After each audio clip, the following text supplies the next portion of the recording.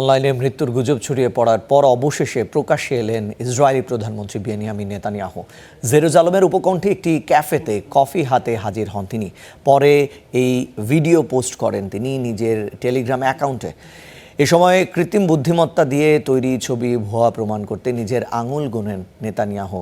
এর আগে নেতানিয়াহুর সংবাদ সম্মেলনের একটি ভিডিও তার হাতে 6টি আঙুল দেখা যায়। এরপরই গুজব ছড়ায় যে তিনি মারা গেছেন। সেই দাবিকে মিথ্যা প্রমাণ করতেই নেতানিয়াহুর এই নতুন ভিডিও।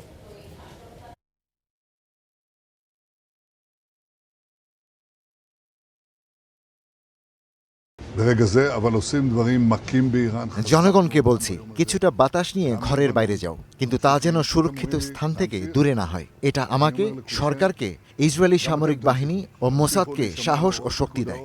আমরা সম্মিলিতভাবে এমন কিছু করছি যা আমি এই মুহূর্তে খোলাখুলি বলতে পারছি না। আজও ইরানে প্রচণ্ড আঘাত করা হচ্ছে, লেবাননেও হামলা অব্যাহত আছে।